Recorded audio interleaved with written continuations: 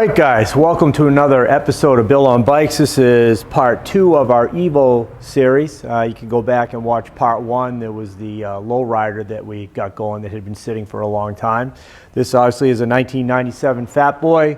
We're going to be doing base gaskets up because obviously it's an older bike and the base gaskets are leaking. Also the primary seals and transmission seals are leaking. We're going to take care of all that. I'm just going to show you what you can do with these older motorcycles. And it's, you know, for me, it's hard to say older because I started with the Evolution back in when they were brand new in 1984. I was probably, let's see, at that time I would have been 22 years old. I started with Shovelheads in 75 and then I was full-time at the dealership from 80 on all the way to 2006. So it makes me feel old calling these bikes old, but it is what it is. But they're great motorcycles and a lot of them need some TLC, but you can pick them up pretty cheap, get a decent motorcycle for your money, get it running, and you know, get some enjoyable miles out of it. So let's get working on this. I won't have a lot of commentary unless I discover something as we're going along. I think I'm going to start with probably take the fuel tanks off, and I guess we'll go right into the top end. We'll start with that. So let's get working, and thanks for watching. Please make sure you like and subscribe. This content takes time. You know, it slows me down a little bit, and you know, I'm getting out of here most nights around 10, 11 o'clock. So I really hope you appreciate it, and I appreciate all you guys watching. So let's get going.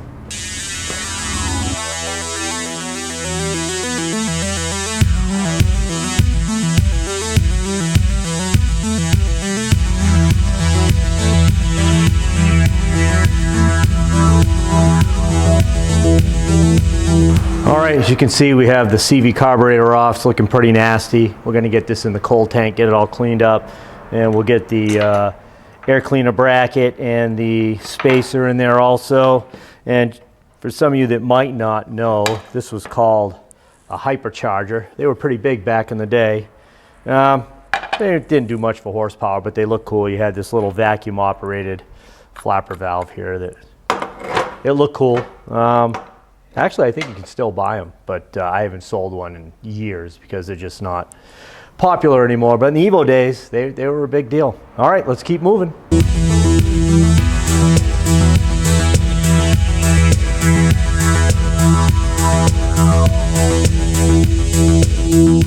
They're making good progress. I just want to point out a couple things. I don't know if you're going to be able to see this or not, but inside the cylinder here, you're going to see some what looks like almost white frosting.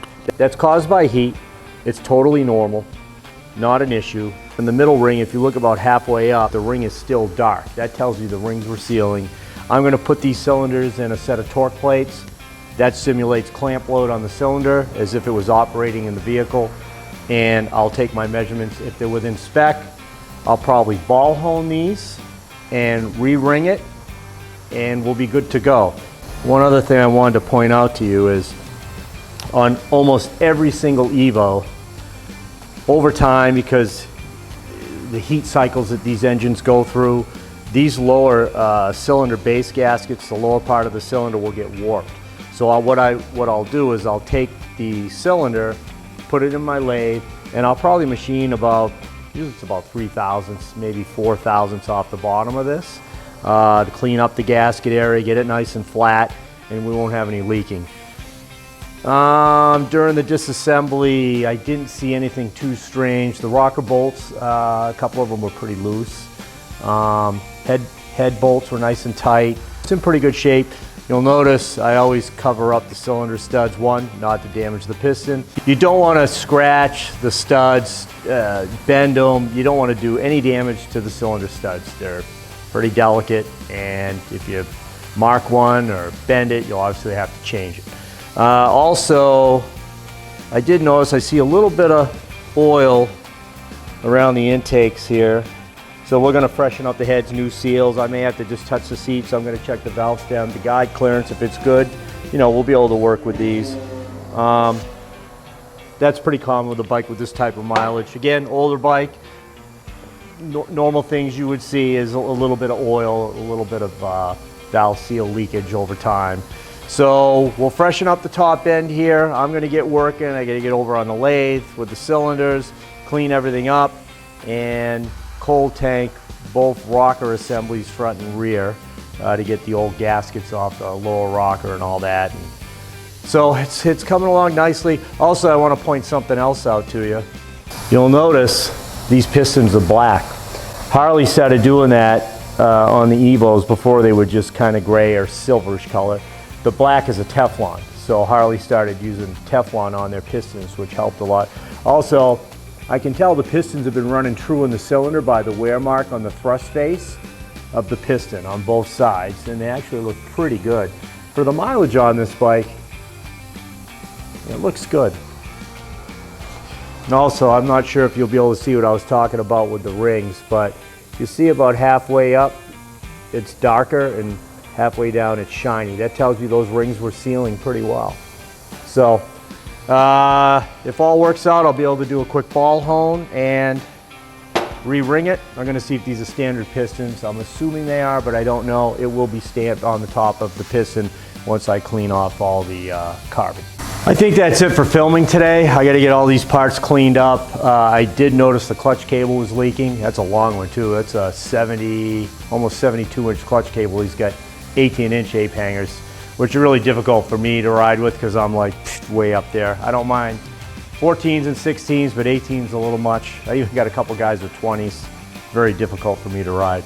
And we'll clean everything up, get the top end reassembled if everything goes well, and then we will remove the primary, take care of the inner primary seals that are leaking, transmission seal, and go from there. I appreciate you watching, and we'll catch you a little bit later on Bill on Bikes. All right, guys, Monday in Phoenix, April 30th, I'm back at it. I did work on this all day Saturday. I didn't do any filming. As I had left it, I told you I was going to take a good look at the cylinders, put them in torque plates, which I did. They were perfectly round, they looked great. I remember showing you those heat marks, and since then, and I don't know if you're going to really be able to see this, I'll try to show you, but all I had to do was ball hone the cylinders. You can see they're nice and clean inside. I hope you can see that. I'm not sure you can. And cleaned up the pistons. They look great. Re-ringed it so that I'm ready to put the pistons back on. I have ordered tappets for this. It's very common. It's one of the weak links, especially in Evolution engines, were the tappets. I can get a set of fuelings for basically $300. I could have ordered the Jim's tappets, but they're $130, $140 a piece. The fuelings work just fine. I'm going to inspect the cam lobes while I'm here. I mean, I'm down this far. What's another, hour and a half labor by the time I'm done. So we'll do that. We'll check everything out, make sure that's good. That way I have peace of mind that when he goes down the road, he's not going to have an issue with his tappets or his cams or his cam or anything like that. Today's been one of those days. It's a Monday. I've ordered 2 more fueling 574 cam kits for customers, another fueling cam kit for an M8, and I'm going to run a 3030 star cam, racing cam in that. So, it's already around 2 o'clock and I'm actually just getting on this now, but being your own business owner and running the show, that's life. That's how it goes. That's why my days are 14, 16-hour days, but it is what it is. Anyway, I still have to recondition the heads. Hopefully it's just going to be a cleanup, maybe a light touch with the stones on the seats.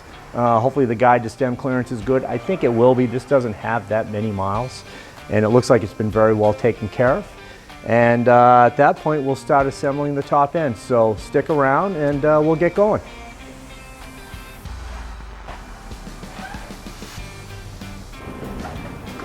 All right, guys, we're moving right along. As you can see, I've already installed the pistons and the cylinders. I'm just so far behind on work here. I'm a couple months out right now. I'm actually refusing work. I'm just so busy, so I really got to get moving here. Anyway, cylinders are on, pistons are in, tappets, cam cover are off. I've already removed the INA bearing. I'm not sure if you can see this, but as I mentioned earlier, you can see that cage, how there's a space in between each bearing. So we're going to replace it with the 9052. Is it a 9058 or a 9052? I can't remember. Full complement Torrington bearing. Matter of fact, if you were to order the same Harley number, that was a running change. So you would get the INA bearing, which is fine for stock applications, but you know, I'm this far, peace of mind, why not run a full complement Torrington bearing? It will be just better in the long run. So I'm gonna pop that in, clean it up in here. The cam looks great, the lobes look great. I mean, maybe just a little bit of frosting, which is totally normal. There's no pitting at all.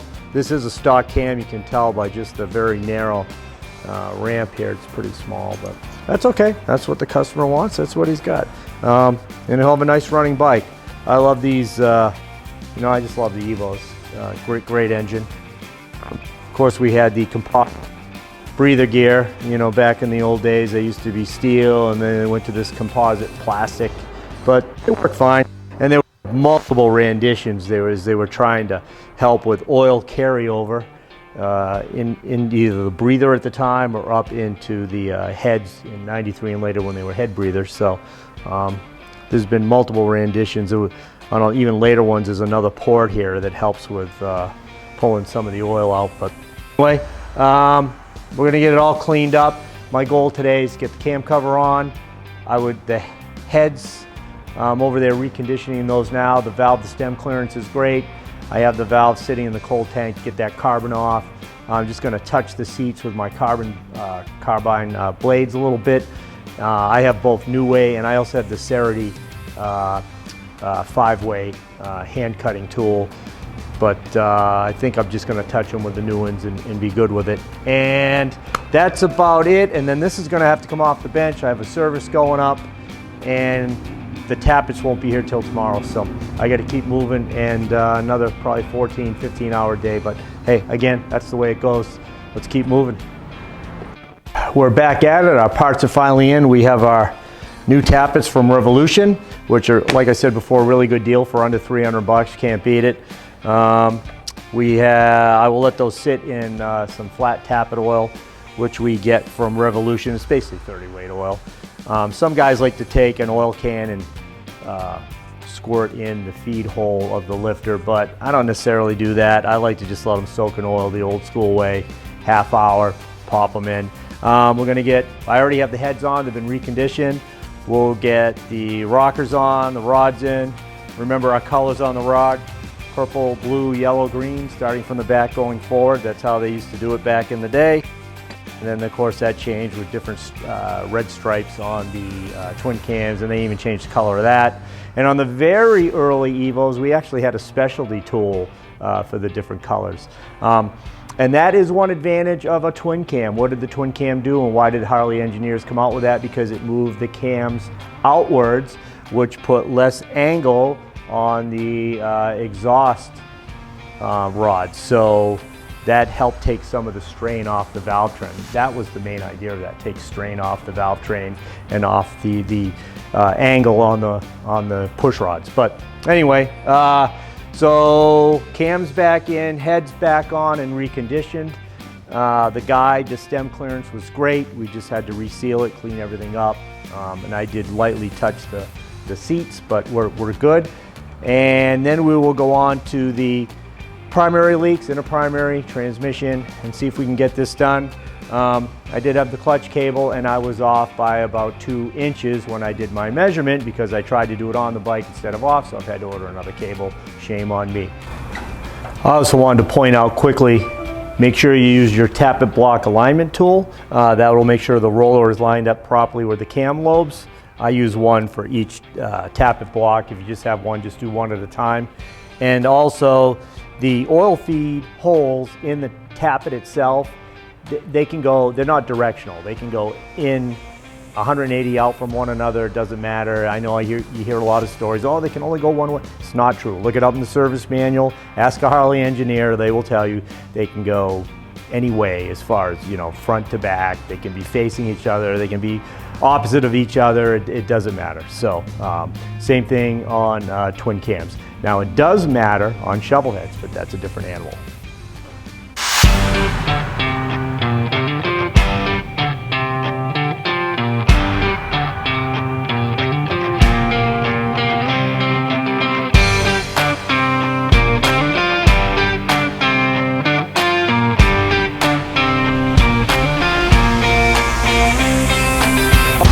you can see, we have our engine all put back together. Carburetor is rebuilt and back in position. The hypercharger's back in place. I'm going to leave the exhaust off for now until I get the proper clutch cable, which I probably won't have till Monday. Today is Thursday, so probably won't have it till Monday. Anyway, let's get the transmission and primary seals replaced. So we're going to go on that next. I'm going to see how far I can get, and let's get going.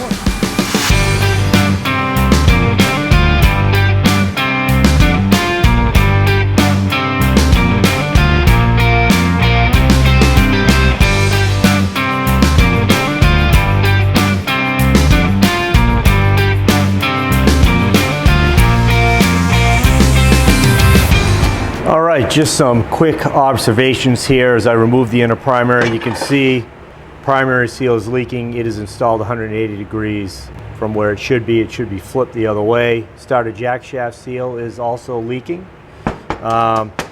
Silicone all around the O-ring, the 11147, that's the part number from Harley, the O-ring that goes against the engine case and seals the primary oil from the case, from the engine case, and from leaking out onto the ground. We don't want to use silicone all around there, just around the bolt holes, just like the factory. I do see the transmission seal, looks like it's leaking, and I am going to replace the inner primary race with the S&S updated one, so I don't have to worry about that walking in towards the main shaft seal later. So got a lot of cleaning to do, a little bit more disassembly, but we'll get going here, and I'd like to be able to get this wrapped up tonight as far as the primary on and go on to something else tomorrow. So let's see if we can get that done. All right, just want to point out a couple things. I did get the race off, and I want to point out that whoever had been in here prior to me, and they have marred the shaft, the main shaft, pretty good. That's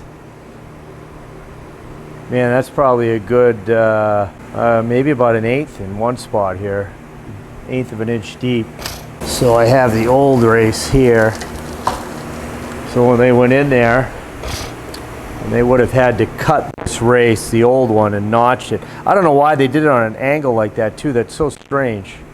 Normally I just go, right across the race like this if I was to have to notch this to get it off. So I don't know, that's a little different, but boy, they really hacked that up. There's not much I can do. I don't think it's ever going to go anywhere, and I'm going to put the S&S race on instead, but just hack work. I already have the new seal in, the quad seal. This was all silicone. I still have to get this out. You can see the silicone. They just lumped it on everywhere. It's just such a hack job. Anyway, I'll take care of it, though. That's why they come to the motorcycle garage and expect me to do a good job.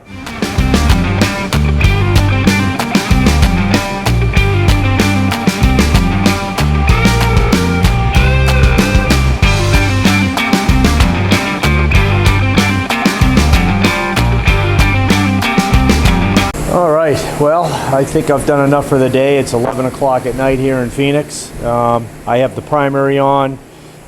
What I didn't show you, I had to remove the clutch hub and the front compensating sprocket. Once I had it installed, I found the primary chain was so stretched out that I had to replace it. So I had to remove that, put a new primary chain in, and then go through the whole adjustment phase again. Anyway, got all that done. I'll mount the floorboard tomorrow, get the fuel tanks on, and then I need my clutch cable, which I don't think I'll have probably till Monday. But once I get that, we can get the clutch cable installed, get the exhaust on, get this thing cleaned up, just give it a quick go over, and I will actually be done. So I guess that's it for the night. I'm going home, and we'll start working on it tomorrow. All right, after last night's very late night, I got home at midnight. Got up at 6 this morning, got into work, had a bunch of paperwork and things to do in here, got working on this about noontime. We are pretty much done for now. All I need is the clutch cable, which I'm not going to have till Monday. Today is Friday. So we'll get the clutch cable on, tranny oil in, exhaust on, and this project will be done other than cleaning it up, and I'll be able to deliver it to the customer. But so far I'm really happy. It's been a lot of work. The primary was a mess, just installed terribly with silicone everywhere. Just seals that were in backwards. Shift to shaft seal was 180 degrees out from where it should be. The same with the inner primary seal, and then they just gooped silicone everywhere, which is a real hassle for me because it takes so long to clean all that stuff out. I mean, it takes hours, quite honestly. But anyway, we're at a good place to stop. I have a fat boy from Canada that I need to get on the bench, and it's going to go out in the next couple days. And then I have another project bike that needs to go to New Jersey by the 15th. So, and that one's a lot of work. So stereo and all kinds of stuff. I got to get going on that. So thanks for watching.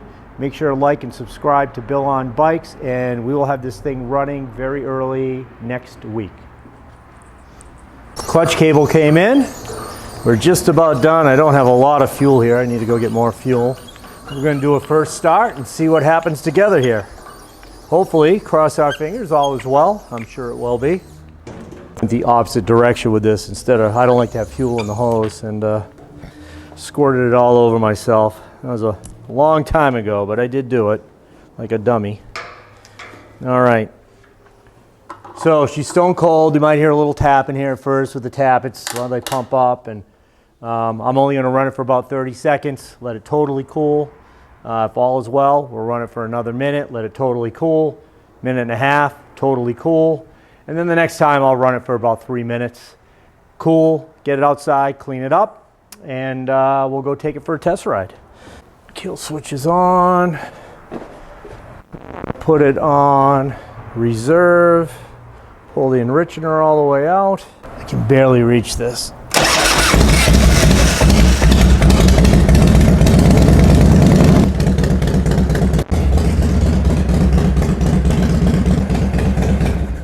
All right, that sounds great. I'm very happy. Again, you can have an older bike. You're gonna have to put some money in it. I think I have about 30 hours in this by the time doing all the transmission seals and fixing the leaks and reconditioning the top end. It's a lot of work, but you can have an older bike, maintain it, and go for a nice ride, and it'll be dependable. Anything as far as Evos goes, the best years were 93 up. Prior to that, there were some issues, but the best ones were 93 up to the end.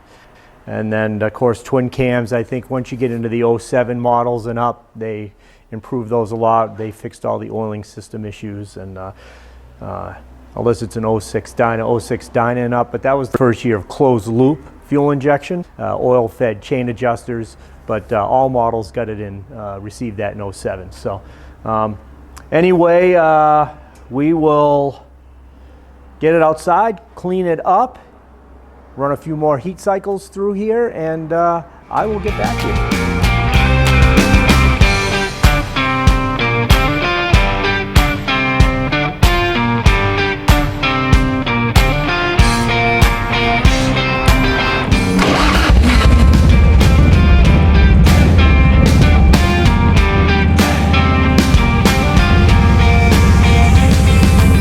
There you have it. Beautiful bike, came out great. Customer's going to be happy, and it just shows what you can do with an older Evo or even an older twin cam. I'm not really big on the shovel heads. I mean, they were really not a very good engine, kind of a piece of crap, to be honest with you. I hated my life in 1975 to really 84, and I was so happy, or 85 when they got rid of the shovels, but I was 84 when the Evo came out because the shovel was just awful. Constantly fixing everything on them. I mean, a guy would take a bike for a test ride and split the pistons out, and a trip around the block. It was just awful. Anyway, make sure you watch part 1, the Dyna that we got going that had been sitting for some years, and part 2 here. I think this fat boy, the customer, is going to be really happy, and many more miles of riding. So please like and subscribe, and thanks for watching Bill on Bikes. Till next time, see you later.